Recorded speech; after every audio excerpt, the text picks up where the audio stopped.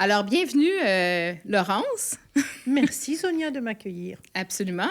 Je suis toujours Sonia Cormier, directrice générale de la Coalition des organismes communautaires pour le développement de la main-d'œuvre, la COG-DMO, et j'ai le plaisir d'accueillir comme invitée Laurence Marin, directrice générale du ROSEF, pour cet épisode podcast de mode d'emploi. Alors, Laurence, donc, tu es vraiment du ROSEF, qui est le regroupement des organismes spécialisés pour l'emploi des personnes handicapées. Oui. Oui. Explique-moi, en fait, votre belle mission du ROSEF, en fait, qui fait partie là, de la coalition dans l'axe emploi. Avec plaisir. Donc, le ROSEF, ce sont 24 organismes spécialisés qui délivrent des services publics d'emploi pour le compte de Services Québec. Et ces services d'emploi sont destinés uniquement à une clientèle en situation de handicap. Donc, je dirais que notre philosophie, c'est d'accompagner au mieux notre clientèle pour qu'elle trouve sa place sur le marché de l'emploi. Parce qu'on estime que permettre aux personnes en situation de handicap de travailler, c'est réaliser un des pans de leur projet de vie et c'est aussi aller vers une forme d'autonomie financière pour eux. C'est une pleine participation à la société qu'on voudrait en les accompagnant. Absolument. Puis, elles ont aussi des besoins spécifiques, donc c'est vraiment utile et hyper important ce que vous faites.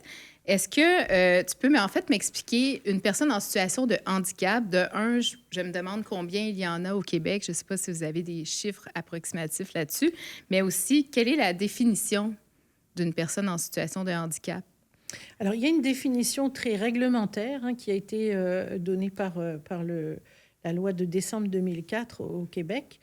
Donc, une personne en situation... Je ne vais pas vous répéter la définition mot à mot, mais une personne en situation de handicap, en fait, présente à la base une limitation liée à une déficience. La déficience peut avoir diverses origines. Elle peut être organique, neurologique, physique, sensorielle, liée à un trouble de santé mentale. Et cette déficience va entraîner des limitations dans le quotidien. Et ces limitations peuvent avoir des répercussions dans le milieu de travail, c'est-à-dire sur le projet professionnel ou sur l'emploi de ces personnes.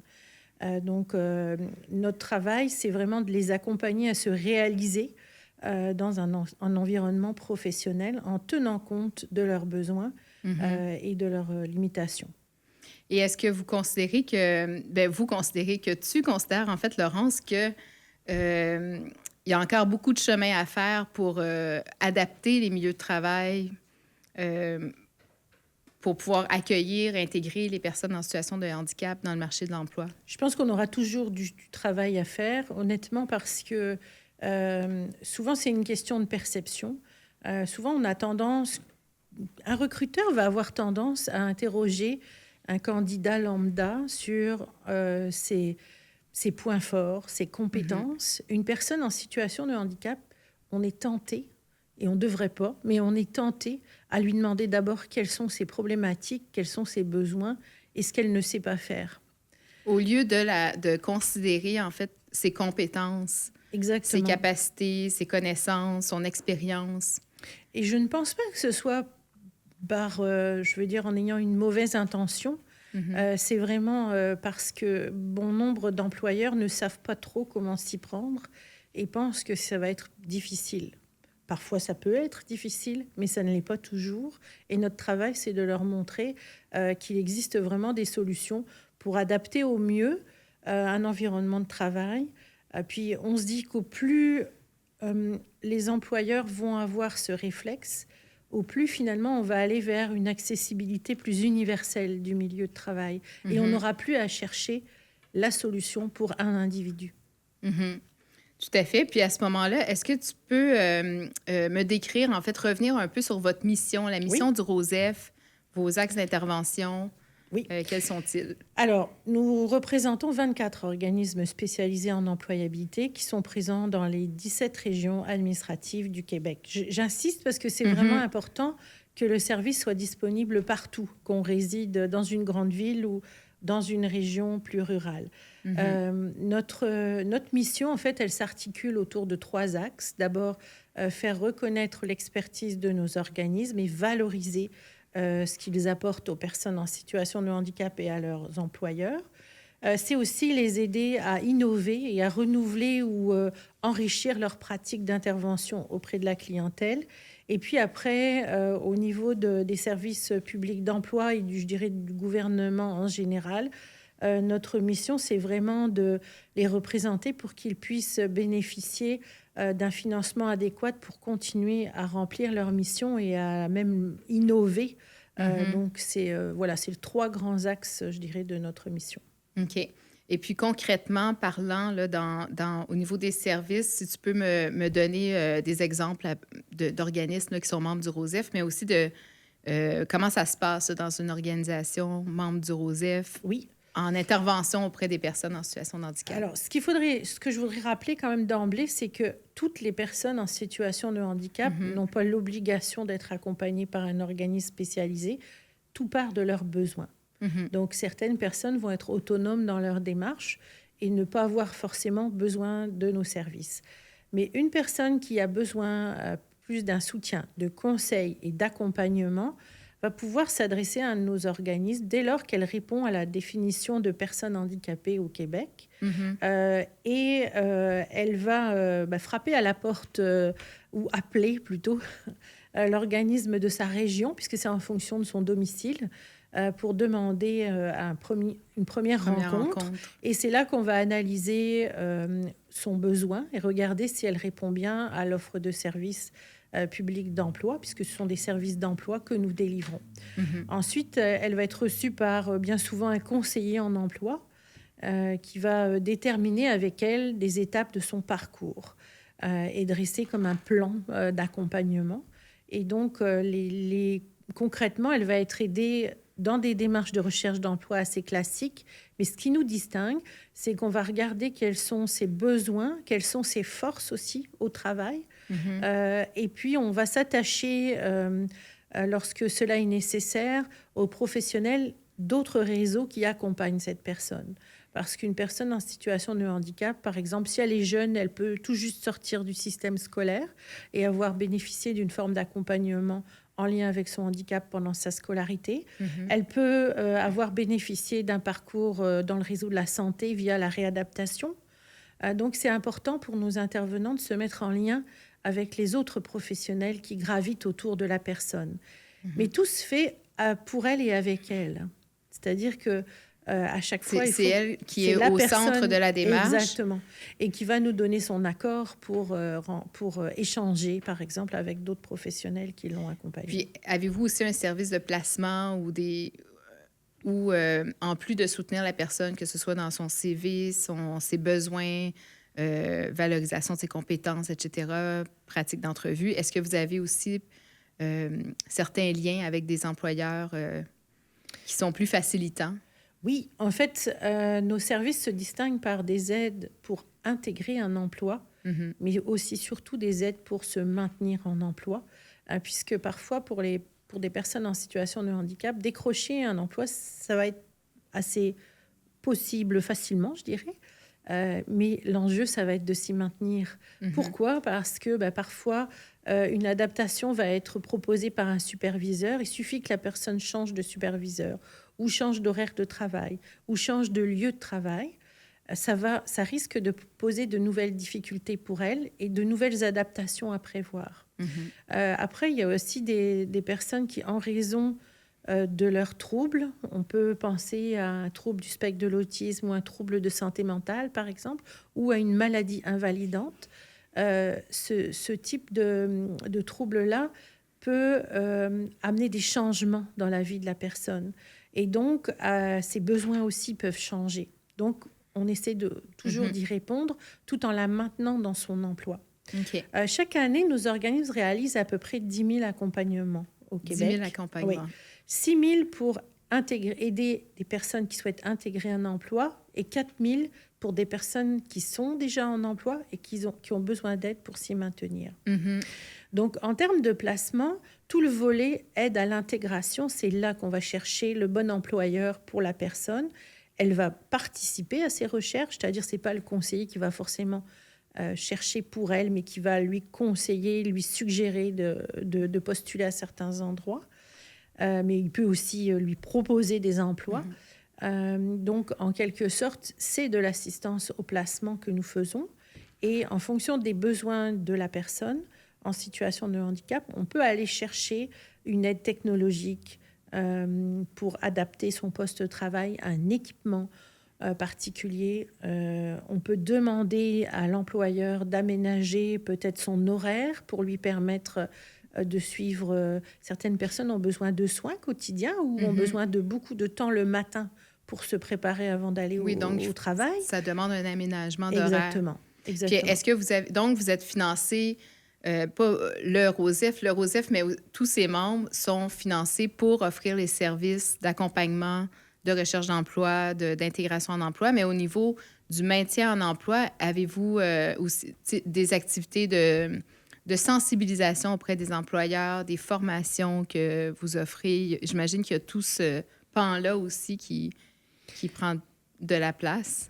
Les services qui sont financés pour des individus. Donc, on part toujours du besoin de la personne. Oui, bien sûr, nos intervenants vont avoir des échanges avec des employeurs, vont même prospecter de nouveaux employeurs pour leur clientèle, mais c'est toujours en fonction de leurs clients.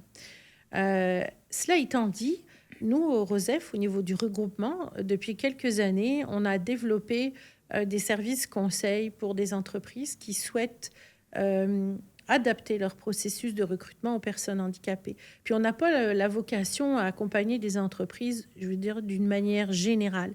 Nous, on s'intéresse vraiment aux besoins de notre clientèle.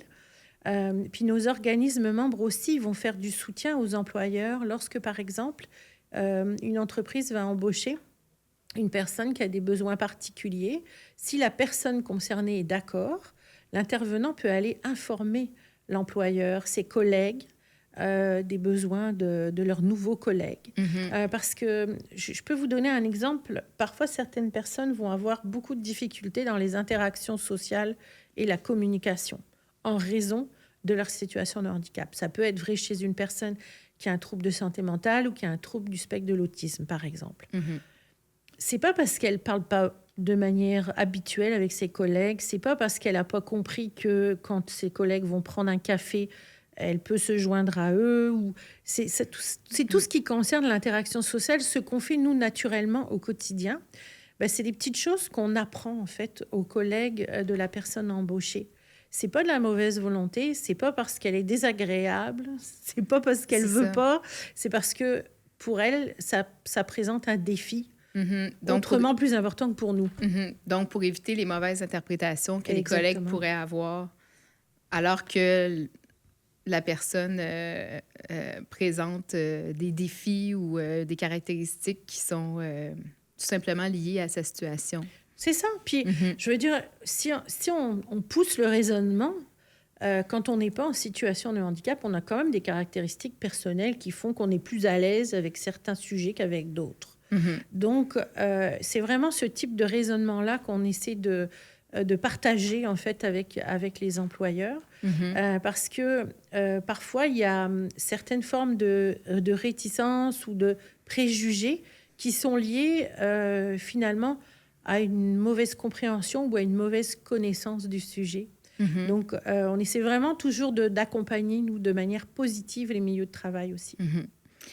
C'est super intéressant. Puis aussi, dans le fond, ça met là tout en valeur tout ce que tu as expliqué, là, l'expertise spécifique des organismes membres du ROSEF qui sont vraiment spécialisés à interagir, intervenir auprès des personnes en situation de handicap et de les aider à s'intégrer. Donc, ça prend quand même une spécificité là, de service pour pouvoir avoir des résultats probants auprès de ces personnes, puis vraiment les aider. Oui, puis on considère que pour former un conseiller qui, par exemple, n'était pas spécialisé dans le handicap, il faut bien 2 ans. 2 ans. Qu'il soit à l'aise vraiment, qu'ils connaissent bien, je dirais, tout le microcosme qui tourne autour de la personne en situation de handicap. Tout à l'heure, je citais différents réseaux, mais ça peut être aussi la famille, ça peut être le réseau plus communautaire qui vient soutenir la personne dans son quotidien. Puis les spécificités des personnes, enfin, des types de handicap. Les types de handicap, On les a besoins. parmi nos 24 organismes membres, certains qui ont choisi de se spécialiser par type de handicap. OK. Ça, c'est vrai dans les grandes agglomérations où il y a une densité de population qui est plus importante. Donc, c'est à Montréal, à Québec, par exemple, ou en Outaouais. Tu veux dire, en fait, Laurence, autant pour les handicaps physiques ou les handicaps pour... C'est ça, c'est ça. Donc, par exemple, à Montréal, à Québec, on a des organismes qui sont spécialisés auprès des personnes qui ont des troubles de santé mentale, une déficience intellectuelle ou un trouble du spectre de l'autisme. Mais les intervenants qui travaillent dans ces organismes-là sont mieux formés sur les caractéristiques des handicaps que je viens de nommer et les besoins des personnes. OK. Ça ne veut pas dire que les autres, dans les autres régions, sont moins bons. Non, mais ils ont une majeure, en fait, une spécialisation, Exactement. soit en santé mentale, Exactement. en troubles du spectre de l'autisme ou en handicap physique. Tu sais, c'est vraiment des aménagements qui sont différents. C'est ça. Puis, ce qui est important pour nous, c'est la collaboration avec d'autres réseaux. On ne peut pas avoir des connaissances pointues sur tout, mais c'est important de bien connaître nos partenaires en réseau, qui, eux, peuvent être spécialisés aussi par type de handicap, parce que ça va venir enrichir les connaissances de nos intervenants.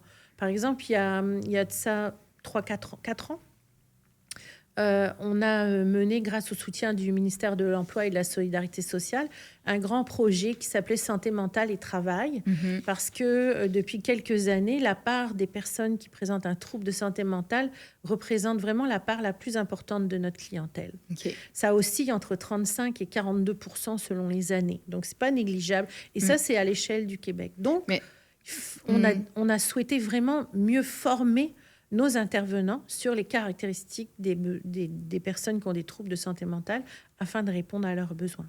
Donc, c'est ça, vous vous adaptez aussi selon l'évolution des situations, la complexité des problématiques des personnes qui ont des De besoins. notre clientèle, Mhm. oui, tout à fait. Puis, et il y a une observation aussi, il y a plus de formation, de services auprès des personnes qui ont des troubles de santé mentale, c'est qu'il y a plus de besoins à ce niveau-là. Donc, vous avez vu aussi une évolution des besoins au travers le temps? Oui, ça ne veut pas dire que les autres personnes ont moins de besoins, mais ce que je veux montrer à travers cet exemple, c'est que dans un des axes de notre mission, c'est vraiment de soutenir nos organismes à se perfectionner puis à développer aussi de nouvelles modalités d'intervention. Puis, au-delà, en fait, parce qu'en plus d'être DG, directrice générale du ROSEF, Laurence, tu es très impliquée dans tout l'écosystème là, des personnes en situation de handicap, dont, par exemple, tu es présidente là, du comité consultatif des personnes handicapées et membre du conseil d'administration de l'OPHQ. Oui. Est-ce que tu peux me parler de ces chapeaux que tu portes? Oui, c'est un honneur pour moi. Parce que je vais prendre l'exemple du comité consultatif personnes handicapées. Donc, c'est une instance qui relève de la commission des partenaires du marché du travail. Et les comités consultatifs, en fait, représentent des groupes de clientèle qui sont plus éloignés du marché du travail.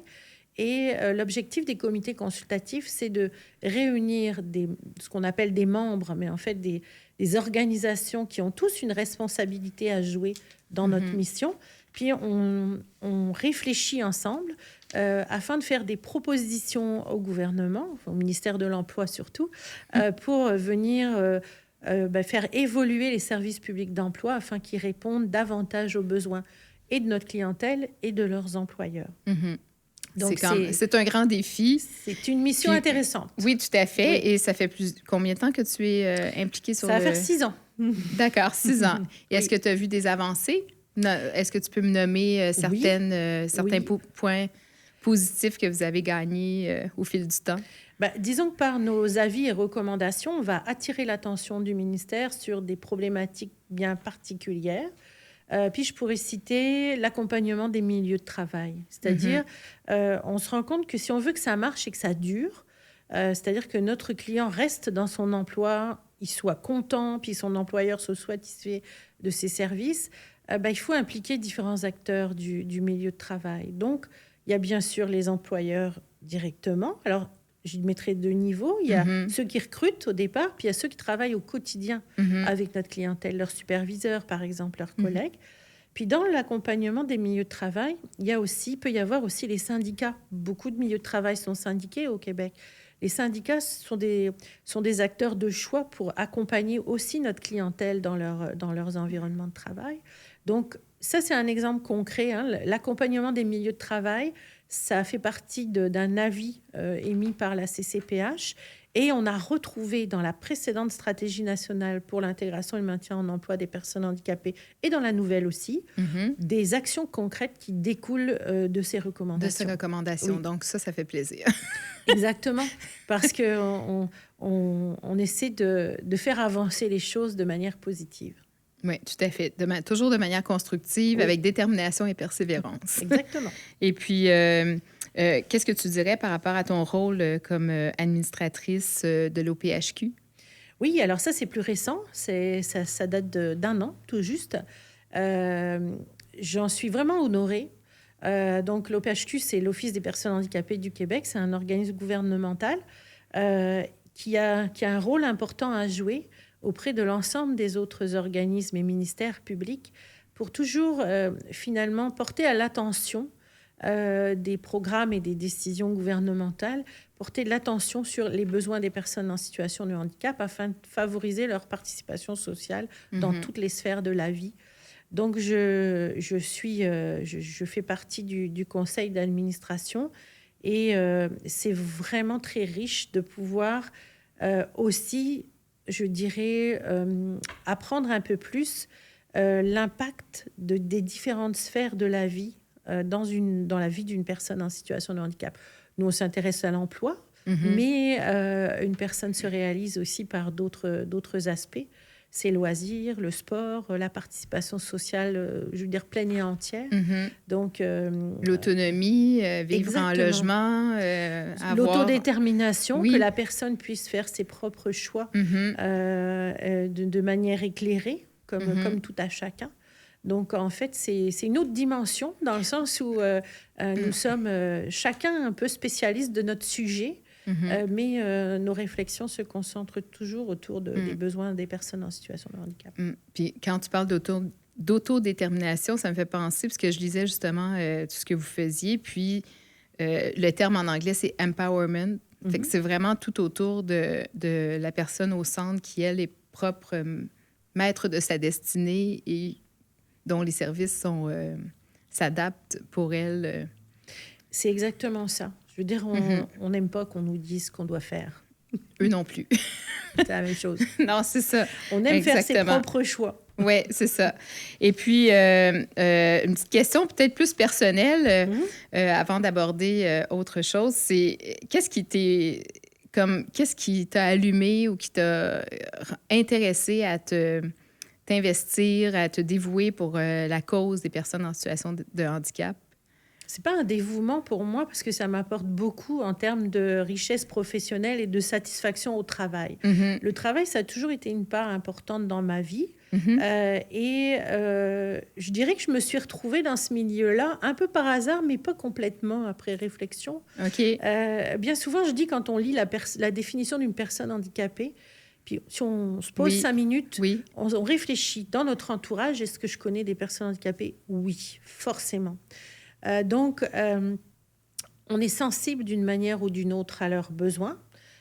Puis après, moi, ça a été aussi une partie de hasard professionnel où, dans mon pays d'origine, en France, j'ai eu l'opportunité de participer, de travailler dans un organisme qui venait d'être créé par une loi sur le handicap qui s'appelle toujours les maisons départementales des personnes handicapées.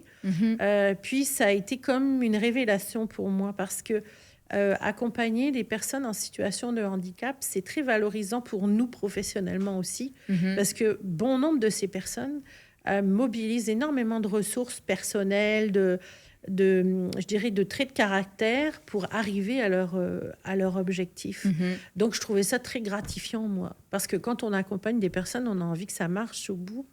Oui, tout à fait. Voilà. Puis, quand je suis arrivée au Québec, je ne me voyais pas travailler dans un autre domaine.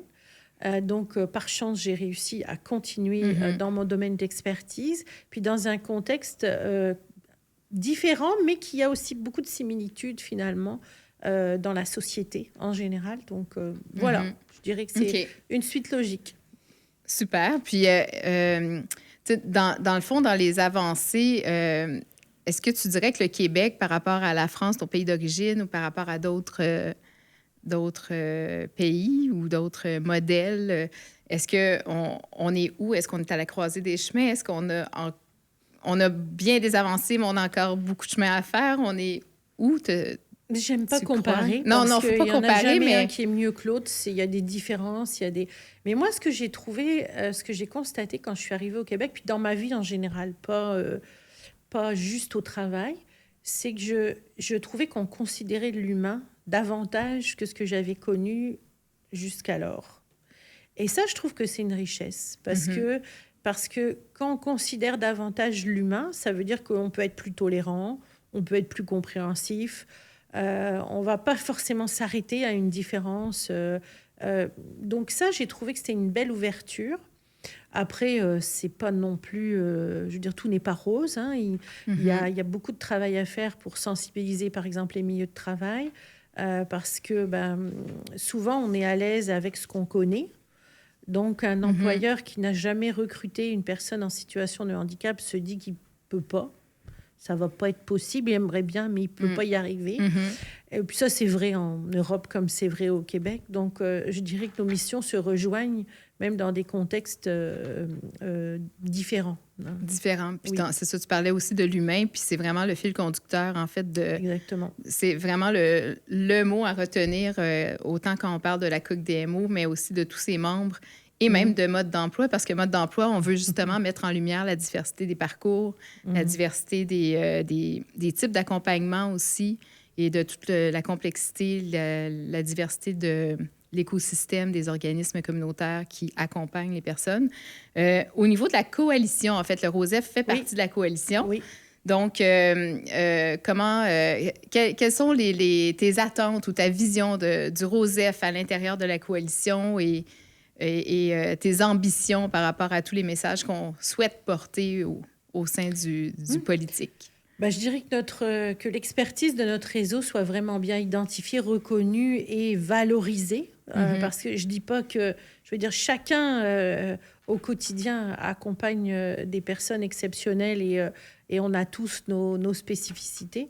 Donc moi, ce que je souhaite, c'est vraiment que les personnes en situation de handicap soient considérées... j'ai pas d'inquiétude là-dessus, mais que ça se poursuive. Mais pour l'ensemble de leur parcours, à la COQ-DEMO, il y a aussi des organisations qui vont plus qui vont s'orienter plus sur, par exemple, la formation ou les loisirs ou l'accompagnement au quotidien des jeunes en situation de handicap. Je me dis, c'est une suite logique quelque part. Oui. Qu'on retrouve aussi un réseau comme le nôtre qui va vouloir accompagner les personnes handicapées à se réaliser sur le marché du travail. Donc, on est peut-être assez petit, mais on est très fort par notre expertise et c'est ce que je souhaiterais poursuivre. Bien, absolument. Puis c'est tout à fait notable et important, au même titre que la coalition, en fait, représente l'importance des besoins des diverses clientèles, que ce soit les jeunes, les adultes, les personnes issues de l'immigration, les personnes en situation de handicap, les personnes aussi qui sont vulnérables. Et on sait, la COQ-DEMO est là aussi pour vraiment les représenter, là, les personnes qui sont éloignées du marché du travail, qui peuvent être issues de l'itinérance, par exemple, problèmes troubles de santé mentale. Donc, merci, en fait, Laurence et le ROSEF et tous vos membres, en fait, pour ce que vous faites. Et puis, si tu avais un dernier message ou le mot de la fin, quel serait-il? Moi, je dirais qu'on retrouve des personnes en situation de handicap qui s'illustrent partout. Je veux dire, avoir une personnalité publique, avoir une personnalité politique, avoir un acteur célèbre qui soit en situation de handicap et qui en parle, je trouve ça vraiment important. Puis ça montre que ce sont, comme tout à chacun, des personnes qui peuvent aller au bout de leur projet. Donc, je dirais que c'est ça. En fait, inspiré par des modèles de réussite, en fait, de personnes qui ont fait leur trajectoire. Puis des personnes peu plus importe leur anonymes situation. aussi. Oui. Je veux dire, j'ai eu la chance au cours de ma carrière de croiser des personnes. Je veux dire, il y en a, je les ai croisées, je pense, il y a 15 ans. Je m'en souviens encore. Et ce n'étaient pas des personnalités publiques. mais qui, par la force de leur projet, de leur volonté, ont avancé. Je me souviens d'un monsieur, quand je travaillais en France, qui a appris à piloter un avion de tourisme alors qu'il était en fauteuil roulant suite à un grave accident de la route. Mhm. Son objectif, c'était de faire bouger les lois. Et je me suis dit, waouh, quelle énergie, puis quelle volonté. Ça ne pouvait que nous inspirer. Quand je suis arrivée au Québec, j'ai rencontré une jeune femme en situation de handicap lors d'une conférence qui avait des troubles d'élocution importants. Mhm. Et je me suis dit, quelle volonté elle a de prendre le micro, d'aller devant la salle, d'exprimer son parcours. Puis, je la connais très bien, cette jeune femme. Elle va peut-être se reconnaître si elle m'écoute. Mais ce ne sont pas forcément des personnalités publiques. Mais elles m'ont marqué, moi. Mais là où une personnalité publique peut marquer la société en général, c'est quand elle prend la parole par rapport à sa situation de handicap, puis qu'elle explique que ça ne l'a pas empêché de se réaliser pleinement dans la société. Malgré les défis qu'elle rencontrait. Puis, justement, tu m'as fait penser à la meilleure enseignante de français que j'ai eue, qui avait des graves problèmes de bégaiement. Alors, ça ne l'a même pas empêché non plus d'enseigner et de nous transmettre sa passion, de nous transmettre la connaissance de la langue, la littérature, etc. Je suis sûre qu'au bout d'un moment, tu ne pensais plus à son bégaiement, mais tu pensais à ce qu'elle t'enseignait. Et puis elle donnait aussi des très bonnes leçons d'humilité aux étudiants. C'est un excellent exemple. Donc ça, c'est un autre exemple. Oui. Mais en fait, donc il y a toujours... En fait, la mission se poursuit, puis il y a encore plein de belles réussites là, à atteindre pour faire avancer la cause. Et puis, tantôt, quand tu parlais de témoignages, sache que ce sera la suite de ces podcasts.